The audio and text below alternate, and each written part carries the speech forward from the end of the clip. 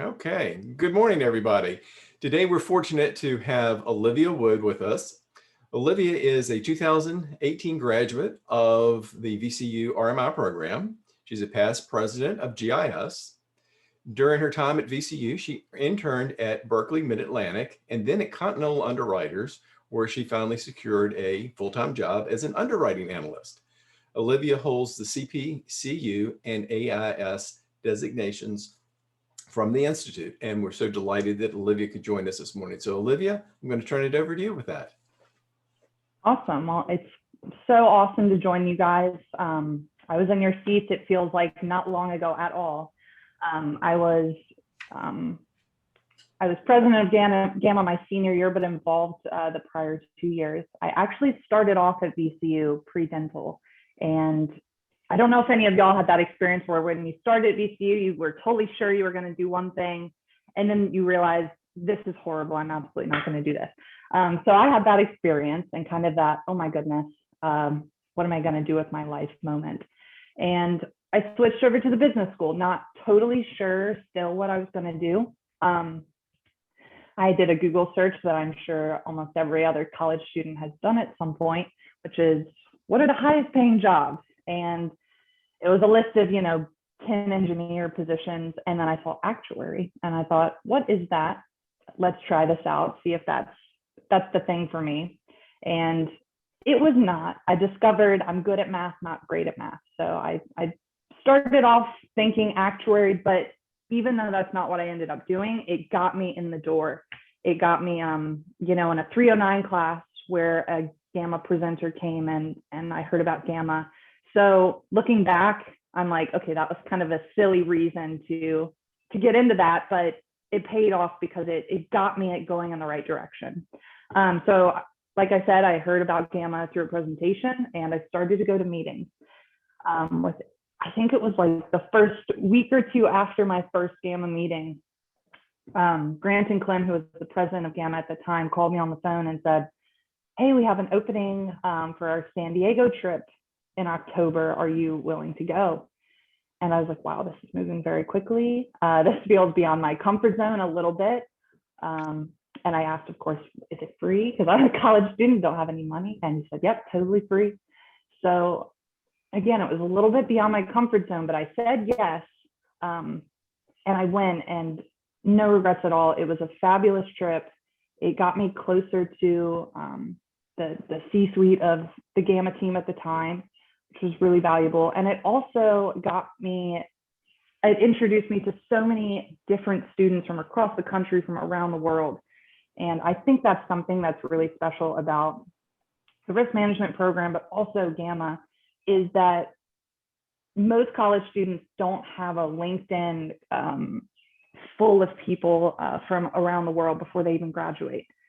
So so I took advantage of that trip, and then a few more in the following years. And that summer I did my first internship at Berkeley.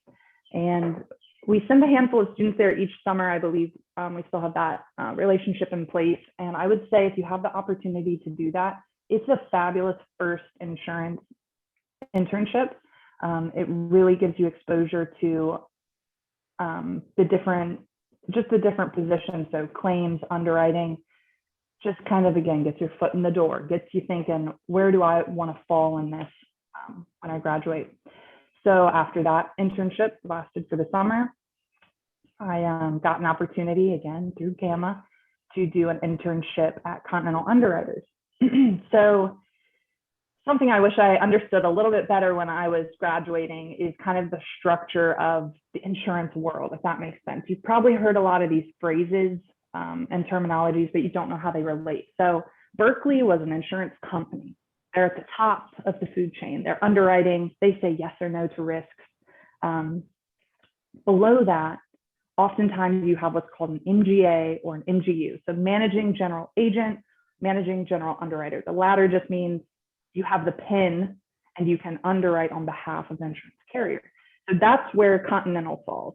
And I like it a lot there because you get the element of the carrier underwriting, and you also get the element of the group below that, which is the brokers. So we broker out about 70% of our business, and we underwrite about 30%.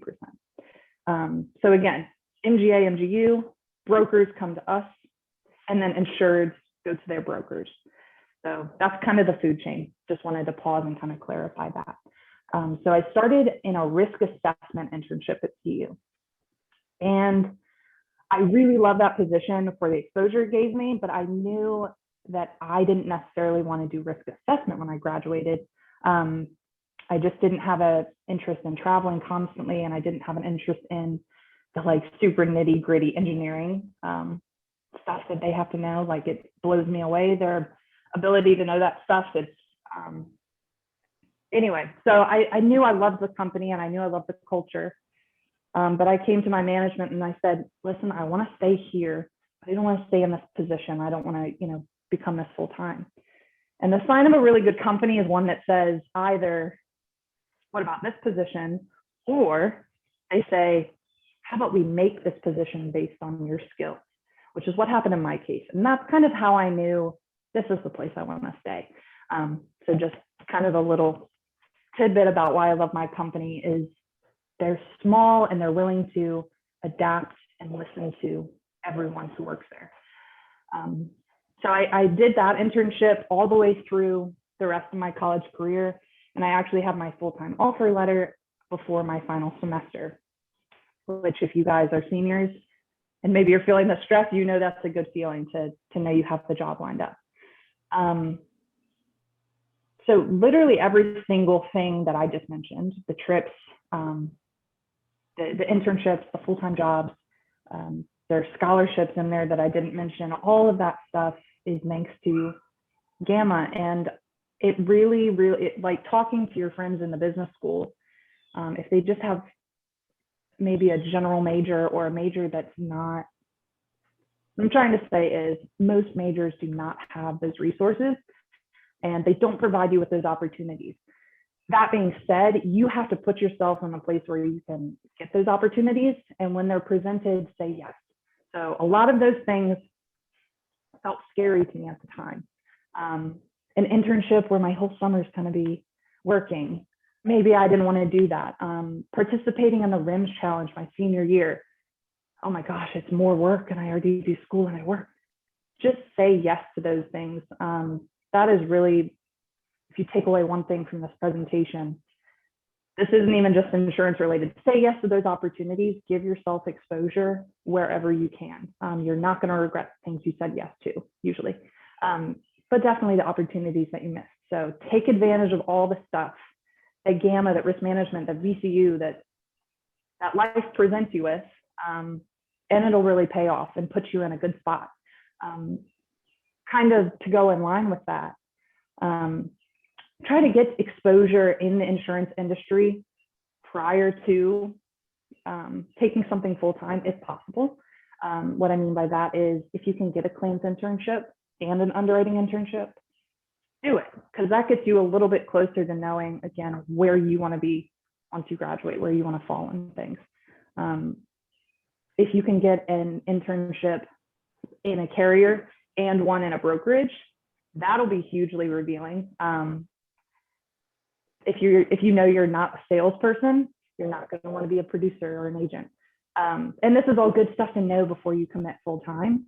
That being said, if you do graduate and take an underwriting job and realize in 3 years, this is not for me, then don't feel bad changing jobs. That is an explainable job change. What I would discourage you from doing is something that is really prevalent in the insurance industry, and that is job hopping.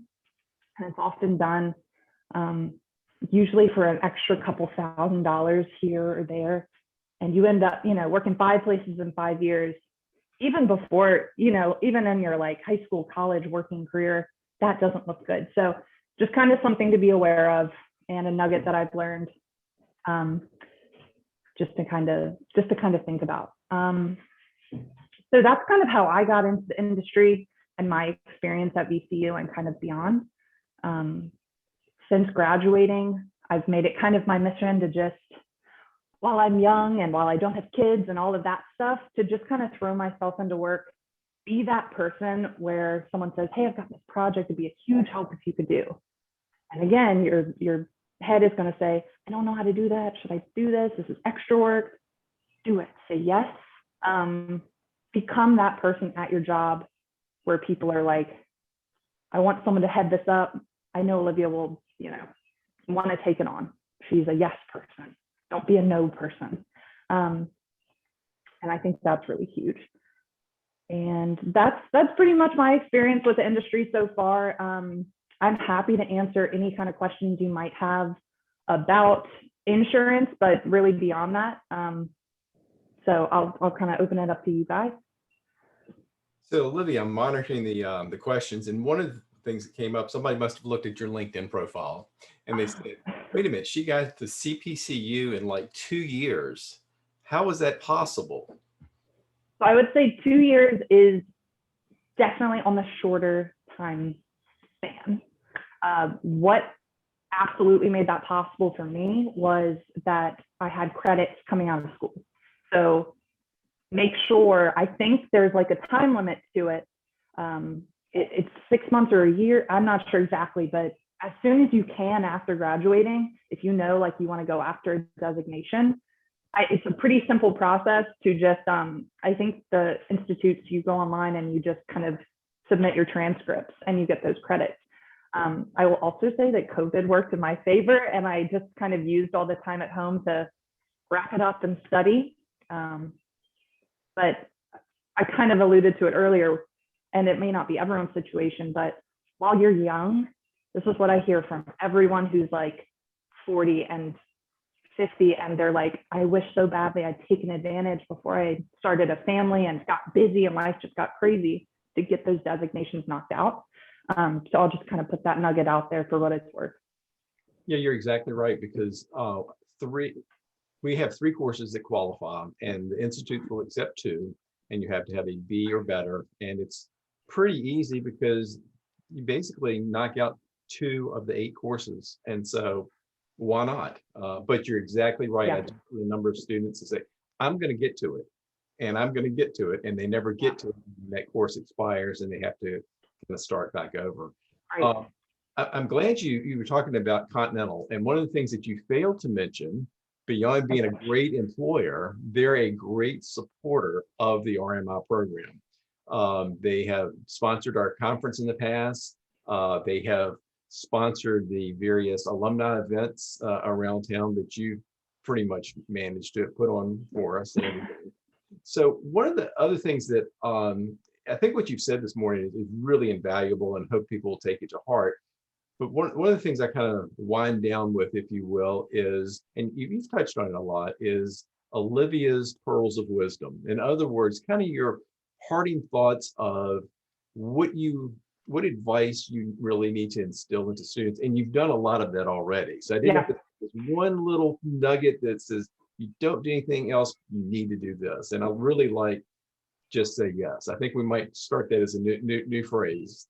Yeah, and obviously that comes with some caveats, like don't get yourself in trouble saying yes, use common sense. But truly, I like to view it as like, even if I'm feeling a little bit strained, like I'm too busy, make that extra time. Just become that point of like contact person at your work where people come to you. I do have other pearls of wisdom, things that I wish I had known basically right at graduation. And one of them is, a lot of you are going to have 4 or 5 offers on the table. And they're going to be probably like not widely different in the pay. And so it's very tempting to just look at the pay. I would really encourage you, as much as you can figure out about a company's culture, to focus on that. I had the benefit of interning at the place before graduating. So I knew this place it's small, which I know I like. I get direct contact with the CEO and the COO.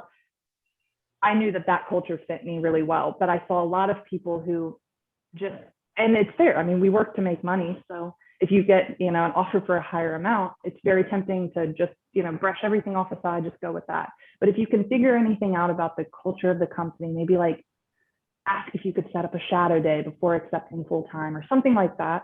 I think that'll really serve you well. The other thing that I would leave you with, and this is just kind of like general and perhaps a little bit sappy, but something I think is so important, and I don't necessarily think gets hit on as much as, arrive 15 minutes early, make sure you're dressed nicely, your hair is brushed. All that stuff is important in the workforce, but doing the right thing and building a good reputation, I think, is something that we don't get taught. It's maybe glossed over, but it's so important. If you're not a trustworthy coworker, or just in life in general, if you're not a trustworthy or reliable person, nothing else matters. Once you burn that bridge, or once you kind of mess up your reputation, it's really hard to get back. So just do the right thing always. And that sounds hard, but just take it, just kind of ingrain it in yourself, take it one decision at a time, and just, think, what is the right thing in this situation? Not necessarily the easiest. Don't take shortcuts.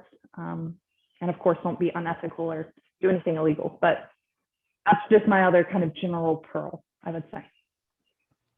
Well, thank you so very much. Sure. Makes me think of the golden rule. So simple, but pretty simple it is. Anyway, thank you so much for being with us this morning. I know students have enjoyed it. I've enjoyed getting to know you a little bit better with this conversation, and have a very pleasant day, and we'll talk to you soon. Yeah, thank you. Thank you. Bye. Bye-bye.